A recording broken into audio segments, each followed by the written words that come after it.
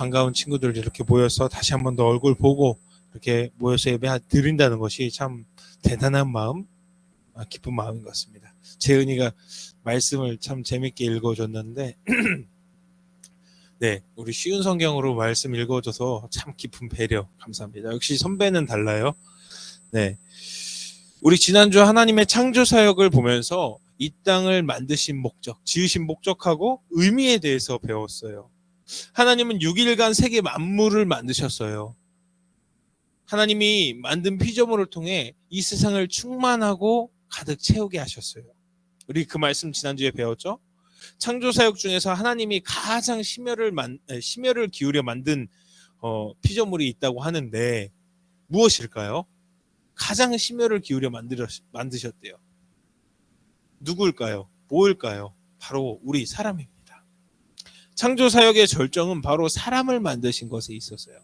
하나님께서 세상을 지으실 때는 말씀으로 지으신 것과 달리 하나님께서 사람만큼은 특별하고 독특한 방식으로 사람을 창조하셨다고 합니다. 두 구절 말씀을 제가 읽어보겠습니다. 창세기 2장 7절입니다. 여호와 하나님이 땅의 흙으로 사람을 지으시고 생기를 그 코에 불어넣으시니 사람이 생명이 되니라. 창세기 1장 27절입니다. 하나님이 자기 형상 곧 하나님의 형상대로 사람을 창조하시되 남자와 여자를 창조하시고. 하나님께서 우리를 지으실 때 하나님의 형상을 닮은 모습으로 우리를 빚으셨대요. 흙으로. 마치 도자기를 정성스럽게 빚듯이. 하나님의 생기를 우리의 코로 불어 넣어주심으로 우리가 살아있는 영으로 살아갈 수 있게 하셨다고 합니다. 우리는 하나님을 모델로 만들어졌대요. 하나님의 생기를 통해 살게 됐대요. 하나님이 내 속 가운데 하나님의 호흡이 내 안에 살아계시고 하나님의 형상이 내 모습 가운데 있다고 합니다. 그렇다면 이 하나님의 형상을 닮은 모습으로 지어졌다는 것이 무엇을 뜻할까요? 단순히 우리가 하나님을 닮은 이 외형적인 모습을 말할까요? 우리가 그리스 로마시나 만화 보신 적 있는 친구들이 있나요? 혹시 제우스를 이렇게 그려낸 영화나 이런 모습을 보면은 제우스처럼 키가 크고 백발에 멋진 펌을 하고 계신 60대 노인, 근데 60대 노인인데 몸이 우락부락해, 몸이 탁 좋아, 탄탄한 분이, 그런 분이 우리의 하나님의 모습일까요? 그러나 성경은요 이렇게 기록해요. 하나님은 영이시라. 하나님은 영이래요. 우리처럼 이런 육체가 아닌 거예요. 그럼 무엇을 닮았다고 하는 것인가요? 어떤 형상을 말씀하시는 걸까요?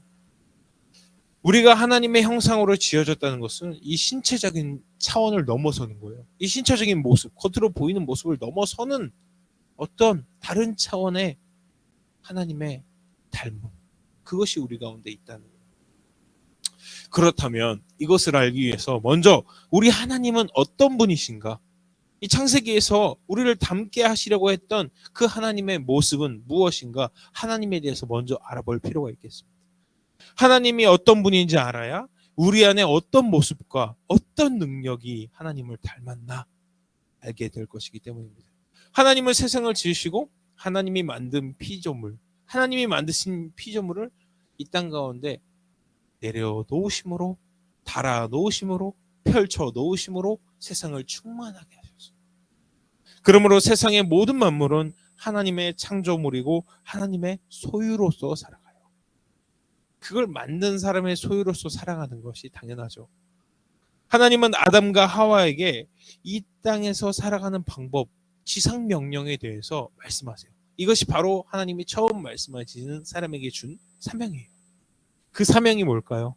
복음 전해라, 에베소에 가서 복음 전해라, 이런 막 어려운 미션이었을까요? 창세기 1장 28절입니다. 하나님이 그들에게 복을 주시며 하나님이 그들에게 이르시되 생육하고 번성하여 땅에 충만하라, 땅을 정복하라, 바다의 물고기와 하늘의 새와 땅에 움직이는 모든 생물을 다스리라 하시니라. 이것이 우리에게 명령이래요. 땅을 정복하고 모든 생물을 다스리라. 아, 그러면 러시아가 지금 잘하고 있는 건가 보다. 땅을 정복하려 하고 있잖아. 하나님께서 말씀하시는 땅을 정복하고, 그럼 잘하고 있구나. 우리 무자비하게 동물 잡아서 맛있게 먹잖아.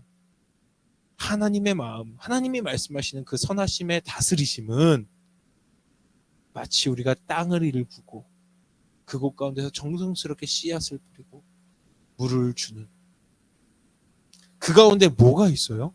물을 주면 저절로 크나요? 아니요. 하나님의 섭리가 없으면 안 돼요. 우리 바울이 말하죠. 우리가 씨앗을 뿌리고 물을 줘도 그것을 크게 하시고 성장케 하시는 것은 하나님의 섭리고 하나님의 능력이다. 아니 누가 물을 주고 씨앗을 뿌리고 물을 주면 저절로 성장한대? 하나님은 그 안에 성장할 수 있는 섭리를 담으셨기 때문에 물을 받으면 그것이 발아하여 새싹이 되고 열매를 맺는 귀한 나무가 되는 거죠. 그 섭리가 있다는 거예요. 그 선하신 섭리를 우리가 먼저 알아야 한다는 거죠. 이 말씀을 보면 하나님이 하신 일과 우리에게 주어진 일이 크게 다르지 않아요. 궁극적으로는 비슷해요. 봐봐요. 질적으로 양적으로는 다른데 하나님이 어떻게 하셨다고요? 세상 모든 만물을 만드시고 세상에 충만케 하셨어요. 근데 우리에게 명령하신 건 뭐냐면 복을 주시며 그들에게 이르시되 생육하고 번성하여 땅에 충만하려. 하나님이 충만하게 하신 것처럼 우리도 공동체 가운데서 풍성하게 하고 짝을 만나서 그 땅 가운데 새 생명으로 충만하게 하는 명령이 있었다는 거예요. 하나님 명령이. 우리에게도 그런 하나님의 능력이 주어졌다는 거예요. 땅을 정복하고 바다와 물고기, 땅 위에 있는 모든 생물을 다스리라. 이것은 하나님의 능력이지만 우리 가운데 임의로 하나님의 능력을 우리에게 부어주신 거예요. 하나님이 우리에게 임의적으로 명령하셔서 우리를 임명하셔서 이 땅을 다스리는 사람으로 세워주셨다는 거예요. 그럼 우리가 무엇을 느껴야 될까요? 난 이제 이 땅을 다스리는 권위의식을 느껴야 될까요? 아니요. 책임감을 느껴야 돼요. 하나님의 그 선하신 책임감, 선하신 부담감. 명령하신 일을 보면 하나님이 일하신 것과 우리에게 주신 하나님을 닮게 만든 그런 임무도 하나님을 닮아 있다. 그런데 우리에게 주어진 임무는 비슷한데 그 임무를 받은, 그 임무를 행하는 사람의 마음이 다르다는 거예요. 하나님은 선하심으로 거룩한 마음으로 우리를 안으시고 만드셨지만 우리는 그렇게 하나님처럼 통치하지 못한다는 거예요. 태초에 하나님은 혼돈 위에 하나님의 질서를 이루셨어요. 아무것도 없는 혼돈 위에 하나님의 질서를 이루셨대요. 지난주에 말했죠. 하나님이 기댈 곳도 앉을 곳도 서 있을 곳도 없는, 땅과 하늘이 구분도 안 돼 있는 그런 혼돈의 시기에서 하나님께서 질서를 만드시고 하나님의 섭리 가운데 하늘과 땅을 구별하시고 하늘에는 새, 땅에는 물, 땅에는 기는 생명, 기어다니는 생명, 또한 그 물 안에서 살 수 있는 물고기를 지으시고 또한 사람을 지으시고 그 먹을 수 있는 심에 있는 채소 하나님께서 허락하셨다. 이렇게 하나님은 혼돈 위에서 하나님의 질서를 세우시고 순서를 만드시고 하나님의 그 각자의 DNA를 주셨듯이 우리에게도 이 땅 가운데 조화를 이루고 일치를 이루고 하나됨을 이루고 질서를 이루어가는 명령이 또한 있습니다. 우리에게 뭐가 닮았다고요? 하나님의 형상이 뭐가 있다고요? 하나님이 하시는 일에 우리도 동참하는, 하나님과 비슷한 일을 우리도 해내야 한다는 거예요. 하나님이 이 땅 가운데 하셨던 것처럼 우리도 이 땅 가운데 하나님이 하신 그 임무를 따라 이 땅을 사랑하고 이 땅을 다스리는데 내 마음대로 통치하고 독재자가 되는 것이 아니라 사랑과 선한 다스림으로 이 땅을 더욱더 풍성하게 하는 임무가 있다. 임무가 닮았다 이거예요. 쉽게 말하면. 여러분은 어떤 노력을 하고 계세요? 이 땅을 다스리기 위해서 어떤 노력을 하고 계신가요? 저는 이 말씀을 깊이 묵상하고 예전부터 알고 있었던 말씀이고 또한 마음에 새겨서 내가 어떻게 이 삶에 적용할까 생각하면서 첫 번째로 약간 부작용이 있긴 한데 첫 번째로 지키는 그 다스림이 있습니다. 바로 음식물 쓰레기를 최대한 만들지 않아서 지구를 환경을 보호하는 건데 이 음식물 쓰레기를 남기지 말아야지 하다 보니까 이게 약간의 부작용이 있습니다. 풀 때 적당히 푸세요. 예, 저처럼 막 푸고 욕심내서 그걸 다 먹어야 한다면 약간의 그런 부작용이 있습니다. 네, 음식물 쓰레기를 줄일 뿐만이 아니라 일회용품을 자제하고 분리수거를 철저히 해요. 예전에는 그냥 플라스틱은 플라스틱대로 던졌는데 이제는 껍데기를 뜯어서 따로 이렇게 비닐류랑 분류합니다.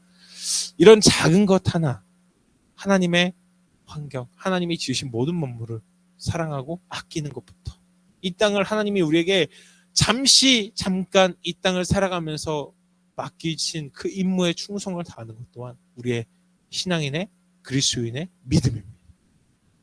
하나님이 정복하래요. 와다다다다다. 하나님이 다 먹으래요. 슉슉 잡아서 막 구워 먹고, 하나님이 역시 우리에게 이곳이 천국이다, 이래서 천국이라 하셨나 보다, 이런 게 아니라 그 다스린 자의 마음을 같이 공감하면서 하나님의 선하심을 배우고. 그런데 안타깝게도 우리의 연약함과 죄성으로 인해서 우리는 피조물을 학대하거나 짓밟거나 심지어 하나님이 만드신 피조물에 불과한 것을 우리의 우상으로 섬기고 살아가기도 해요. 하나님이 만드신 피조물을 다스리라 했는데 도리어 그 피조물, 내가 사랑하고 즐거워하고 대단하다 여기는 것들을 보면서 그것을 섬겨요. 태양을 섬기고, 섬기고, 달을 섬기고, 바다를 섬기고, 단순히 하나님이 지으신 피조물에 불과한 것들을 보면서 나의 우상 삼고, 때로는 내 핸드폰 나의 우상이 되고, 하나님보다 앞서는 즐거움 하나님보다 우상. 하나님은 다스리라, 그걸 정복하라 하셨는데 진짜 다스림과 정복은요, 기본적으로 절제가 앞서야 돼요.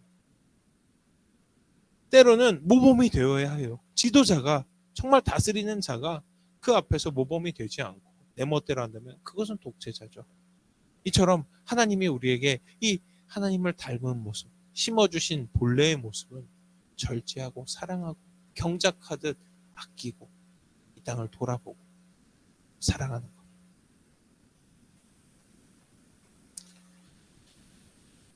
하나님이 말씀하시는 정복과 다스림은 우리가 알고 있는 폭력과 힘을 통한 다스림이 아닙니다.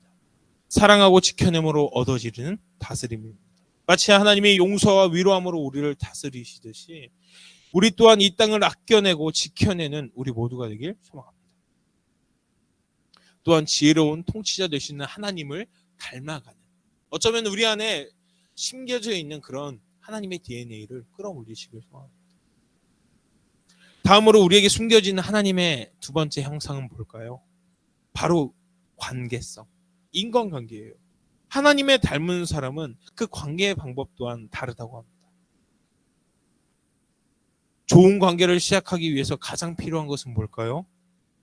바로 좋은 관계를 위한 그 대상을 찾아가는 과정입니다. 이 세상에 나 혼자 있다면 관계가 필요 없을 거예요. 나 혼자 살아간다면 관계가 필요 없을 거예요. 마치 나는 전설이다의 영화의 그 주인공처럼 내 마음대로 막 마네킹 옆에 끼고 막 친구처럼 다니는 거 아니라면 관계가 필요했겠죠. 그러나 하나님은 연약한 우리에게 서로 기대고 힘이 되어줄 만한 귀한 동역자, 친구들을 만들어 주셨습니다. 하나님께서 사람을 지으실 때 매일 보기 좋았다라고 말씀하셨어요. 또한 세상 만물을 지으실 때 보기 좋았다. 사람을 만드실 때 뭐라고요? 보기 심히 좋았다. 근데 딱 한 번 보기 안 좋았다라고 하시는 대목이 있어요. 어딜까요? 아담 혼자서 쫄래쫄래 다니고 있어요. 동물들도 짝지어 다니는데 아담 혼자서 외롭구나. 하나님 보시기에 아담 혼자서 다니는 게 너무 마음에 안 좋네. 하와를 주시며 주님께서 보시기 심히 좋았다라고 하십니다. 아담이 혼자 있는 것을 보시며 처음으로 하나님께서 보기 좋지 않으셨대요. 이처럼 우리 가운데는 혼자 살지 않도록 우리 하나 되어 공동체를 이루도록 그 우리라는 공동체를 통해서 예수 그리스도의 몸으로, 지체로, 교회로 성장해 나가는 것, 일치되고 하나 되어 선을 이루게 하시는 하나님의 은혜, 그것을 담게 하시는 것.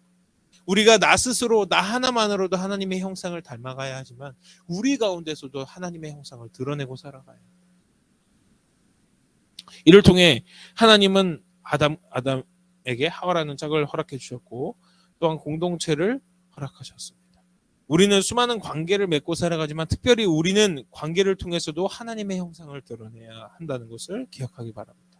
사람은 혼자 살아가고다 하나님께만 하나님께만 잘하면 된다고 하신 적이 없습니다. 서로 사랑 가운데 공동체를 이루며 살아가요.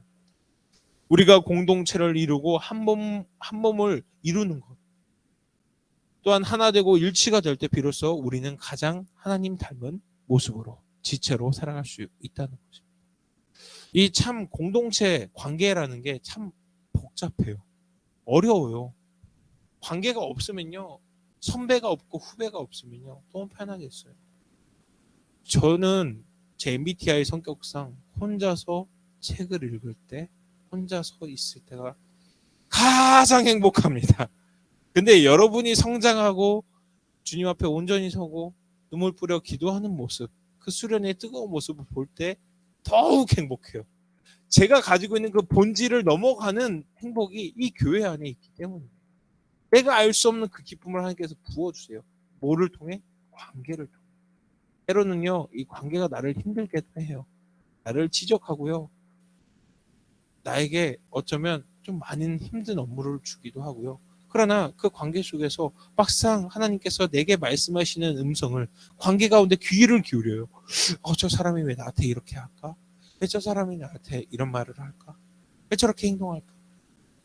단지 내 안에 혈기로 그것을 다스린다면 사단의 꼬드김에 넘어간 것에 불과해요. 그러나 그 모든 관계 가운데 귀를 기울이고 마음을 내려놓고 하나님께 맡겨드림으로 귀를 기울인다면 나는 어느새 하나님 앞에 더 큰 그릇으로 성장해 있고 그들을 담는, 그들을 우리 공동체로 하나 되게 하는 귀한 하나님의 가지의 역할로서 살아가고 축복의 통로로서 변화되어가고 성장할 수 있다는 것이. 이게 성장한다는 게 단순히 뭐가 좋을까? 그릇이 넓어진다는 것이 뭐가 좋을까 생각하시는 사람들이 있는데, 내가 이전에 열매였던 내가 이젠 그리스도와 합치되고 열매로서 하나님의 영양분을 주는 그 축복의 통로의 기쁨은요, 예수님께서 말씀하세요. 이 땅에서 누릴 수 있는 가장 큰 행복이 바로 열매 맺는 기쁨입니다. 내가 변화된 것도 너무 기뻤어. 하나님 만났어. 내 안에서 뜨거움이 넘쳐나. 수련회 가서 막 뛰고 하나님 앞에 눈물 뿌려 하나님을 만난 것 같아. 근데 그보다 더 기쁜 건 이 볼품 없던 이 열매였던 내가 이젠 어느새 통로가 되어 새로운 열매를 내 가지에 나를 통해 열매 맺게 하신 그 열매를 바라볼 때 얼마나 기쁜지 몰라요. 여러분, 선생님들 보면 진짜 이해 안 가요. 저도 이해 안 가요. 나는 전도사니까 하는데, 내가 하는데 나도 내가 이해가 안 가는데 선생님들은 뭐가 이렇게 좋으실까? 왜 여러분 앞에 이렇게 아침 일찍 모여서, 여러분보다 훨씬 일찍 모이시죠? 이 추운데 첫 이 예배당에 들어와서 한기를 없애려고 막 아둥바둥 하세요. 부장님, 애들이 와서 추우면 어떡하나. 그러면서도 또 그 추운 가운데 기도하시고 말씀을 스스로 배우시고.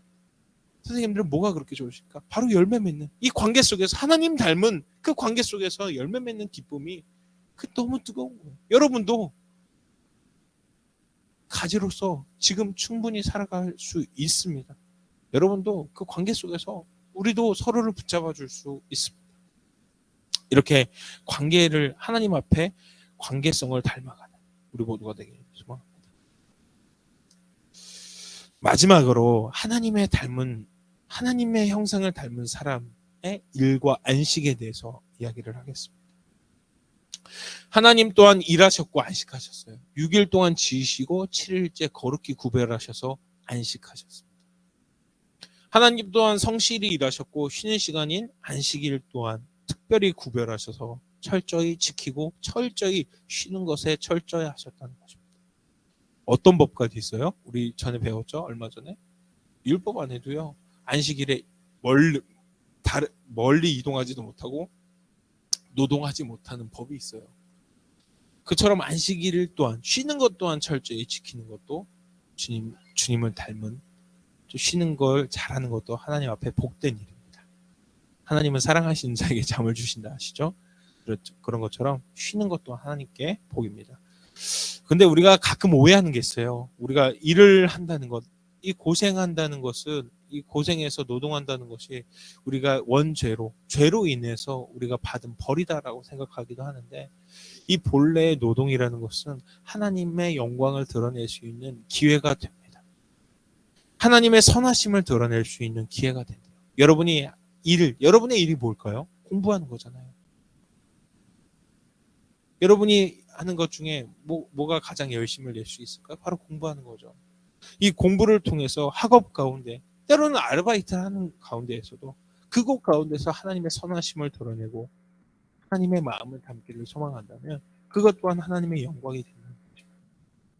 반대로 쉼을 통하여 하나님께 감사하고 온전히 회복함으로 그 쉼의 순간, 오늘 쉬는 날이죠. 쉬는 날에 뭐하러 오셨죠? 예배하러 오셨죠. 이 쉬는 거에 철저히 지키면 쉬는 날도 일하면 예배를 드리지 못해요. 그렇죠? 그러나 쉬는 날 하나님 앞에 철저히 드리고 나의 시간을 주님 앞에 철저히 드림으로 예배를 드릴 수 있듯이 하나님 앞에 이 섭리를 쉬는 것 또한 하나님을 닮고 일하는 것 또한 하나님의 형상으로 살아가는 우리 모두가 되길 소망합니다. 저는 이 창조의 이야기 또한 천국의 이야기를 할 때마다 이런 생각이 들어요. 마치 천국과 하나님의 창조 세계를 막 얘기하면은 마치 무슨 마블 얘기하거나 옛날에 전해 내려오는 전설쯤 신화로 막 이렇게 듣는 것 같아. 그러나 하나님이 이 말씀, 이 먼 세상에서 들리는 이야기, 먼 세상 이야기하는 것 같은 이 말씀이 우리에게 가장 큰 진리, 궁극적인 진리가 되어야 해요.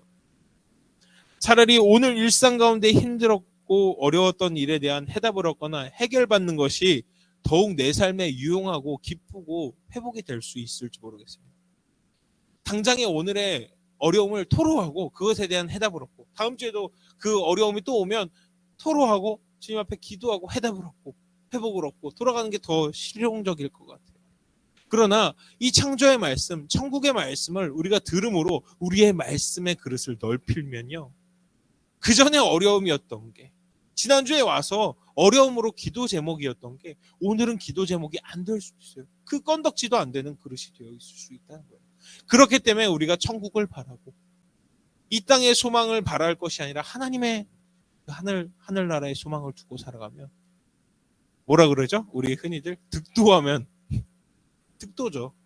하나님의 그 길에 올라서게 되면 하나님이 향하는 그 거룩한 방향에 올라서게 되면 오늘의 어려움이 내일에는 어려움이 안 될 수 있다는 거예요. 그렇기 때문에 우리가 이 창조가 먼 얘기 같은 이 창조가 나의 근본이 되고 나의 신분증처럼 나를 지으신 목적이 회복되면 지난주에 뭐라 그랬죠? 그냥 마치 버려지고 쓸모없어지고 자연스럽게 어쩌다가 만들어진 철조각에 불과한 것이 목적을 회복한 나에게는 귀한 시계를 볼 수 있고 시간을 알 수 있는 시계가 되어진다는 거예요. 목적을 모르면 만들어진 목적을 모르면 철조각에 불과했던 내가 아무것도 아닌 내가 하나님의 창조 세계를 깨닫고 나니 내가 귀한 사람이구나. 내가 정말 필요한 사람이구나. 나 아니면 못하는 것을 다 내 이 삶 가운데 이 땅 가운데 나에게 명령하신 임무가 있구나. 나 정말 필요한 사람이구나. 쓸모있는 사람이구나 깨닫는 거예요. 이것이 오늘 제가 여러분께 꼭 전달하고 싶은 목적입니다. 그것이 나의 그릇에 확장이 되어져요. 우리의 삶에는 마치 게임에서 주어진 퀘스트와 같은 미션들이 우리를 힘들게 해요. 매일 미션을 깨다가 보면 익숙해지기도 하지만 궁극적으로 뭐가 필요하죠? 매일 미션, 똑같은 미션을 깰 수는 있어. 실력이 늘어서 테크닉이 좋아요. 근데 그 퀘스트가 내 퀘스트가 아니라 그냥 단지 그냥 쉬운 과제로 변화가 되려면 내가 레벨업을 해야 돼요. 내가 레벨이 오르면 이제는 더 이상 어려운 미션이 아니야. 내가 레벨이 높기 때문에 아무것도 아닌 일이 되는 거예요. 마치 이처럼 우리의 생각과 그 그릇의 레벨업을 할 수 있는 방법은 바로 우리의 그릇을 하나님의 그릇 위에 포개어 두는 거예요. 그럼 내가 감당하지 못하는 그릇일지라도 내용물일지라도 음식일지라도 내용물일지라도 담아낼 수 있는 방법은 하나님 위에 나를 포기하고 하나님께 맡겨둬. 그런데 중요한 건 뭐예요? 그릇은 그 용도에 따라 포개어 두죠. 그럼 우리가 어떤 용도로 변화돼야 돼요? 하나님이 만드신 목적대로 하나님의 자리로 그 용도를 변화시켜야겠죠. 이전에는 세상을 위해 나의 것만을 위해 살았던 나의 용도가 이제 하나님께 용도를 변화시키고 하나님께 포개어 준다면 하나님께서 우리의 어려움을 감당해 주신다는 거예요. 우리는 하나님의 형상을 많이 잃어가고 살아가고 있습니다. 때로는 우리의 욕심과 연약함으로 인해 하나님의 형상을 살아가고 때로는 하나님을 대신할 수 있는 즐거움 때문에 하나님이 밀려나기도 합니다. 그럼에도 변치 않는 한 가지는 구원과 영생의 주인 되시며 하나님과 다시 연합할 수 있는 은혜를 허락하신 예수 그리스도가 오늘 지금 이 순간, 이 예배 순간에도 우리의 마음 가운데도 함께하고 계십니다. 때로는 내가 하나님의 그 목적대로 살지 못하고 하나님의 그 선이 끊어질지라도 예수 그리스도로 기도할 때마다 예수 그리스도의 이름 능력 의지해서 기도를 마칠 때마다 다시 그 끊어졌던 선이 하나님과 다시 연합함으로 살아갈 수 있는 기회를 허락하신 그 은혜가 우리 가운데 있다는 것입니다. 오늘 우리가 하나님을 닮은 형상으로 지어졌음을 배웠고 인간관계와 일상 속에서 하나님의 형상을 드러내는 것에 대해서 배웠습니다. 오늘의 말씀을 통해 내가 오염시켰던 하나님의 형상을 다시 닦아내므로 하나님의 형상을 드러내는 관계 속에서 내 마음 속에서 하나님 가운데 하나님의 형상으로 드러내고 살아가는 우리 모두가 되길 소망합니다. 제가 기도하고 주기도문 하심으로 모든 예배를 마치겠습니다. 사랑의 하나님, 우리가 하나님의 형상으로 지어졌음에도 스스로 하나님의 모습을 오염시켰음을 회개합니다. 그러나 오늘의 말씀을 통해 나 자신의 태도를 변화시키길 소망합니다. 또한 관계를 변화시키고 일상과 휴식 가운데에도 하나님의 형상을 드러내는 우리 모두가 되게 하여 주옵소서. 은혜 주심에 감사드리며 사랑의 이름 예수님의 이름으로 기도드립니다. 아멘. 주기도문 하심으로 모든 예배를 마치겠습니다. 하늘에 계신 우리 아버지의 이름을 거룩하게